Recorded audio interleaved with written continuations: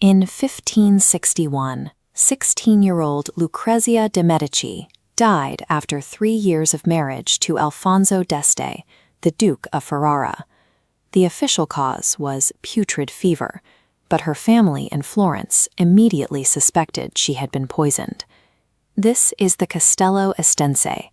Within these brick walls, the Duke held total legal authority over his household, a setting where a wife's life depended entirely on the husband's favor. In 1842, the Victorian poet Robert Browning revived this historical mystery. Writing for a London audience that was itself beginning to question the domestic silence imposed on women, Browning used the Duke's voice to explore how authority can curdle into violence. Browning achieved this through a specific structural invention, the dramatic monologue. The form relies on a three-way tension between the speaker, his silent listener, and the audience. We hear the Duke's words differently than his guest.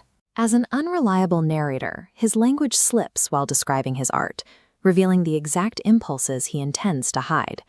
Reading My Last Duchess requires listening for these fractures. Browning forces us to look past the Duke's polished exterior to find the confession buried in his casual remarks. The poem finds the Duke leading an envoy through his private gallery.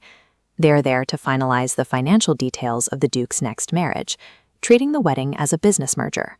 He stops before a portrait of his deceased wife, painted directly onto the wall by a fictional artist, Frau Pandolf.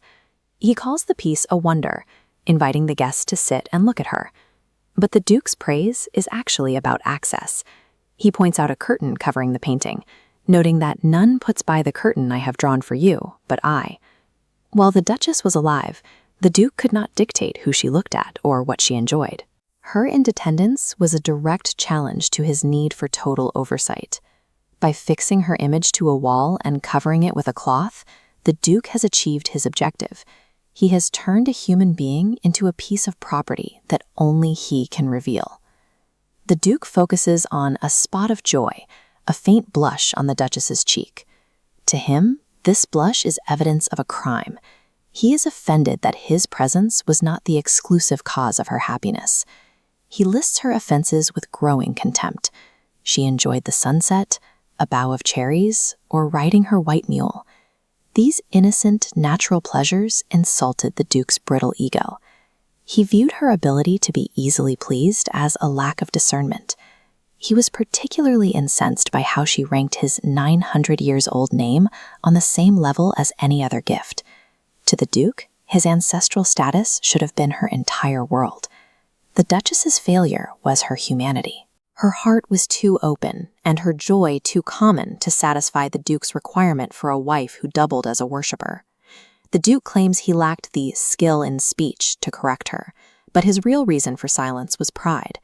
To tell her that her behavior disgusted him would be a form of stooping, an admission that she had the power to affect him. Instead of communicating, he acted. He tells the envoy, "I gave commands," then all smiles stopped together. Browning leaves the nature of these commands unsaid. Whether she was executed or simply sent to a convent, the result is the same. The Duke used his station to delete her personality. The Duke considers this resolution a success. In his mind, murder is a dignified exercise of his rights, whereas a conversation about his feelings would have been a humiliating loss of status.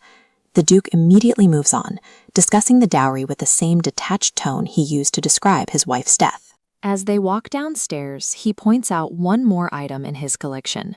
He directs the envoy to a bronze statue of Neptune taming a seahorse.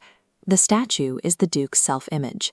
He casts himself as a god of the sea, subduing a wild, natural creature into submission. The seahorse represents the Duchess, something beautiful that must be broken to be owned. By setting this in the Renaissance, Browning was able to critique the patriarchal structures of his own Victorian era. He showed his 19th century readers that the angel in the house, the ideal submissive life, was often a product of this same silencing force. The Duke's monologue serves as a warning about the intersection of wealth and ego. He remains convinced of his own civility, even as he treats the women in his life as nothing more than bronze or canvas.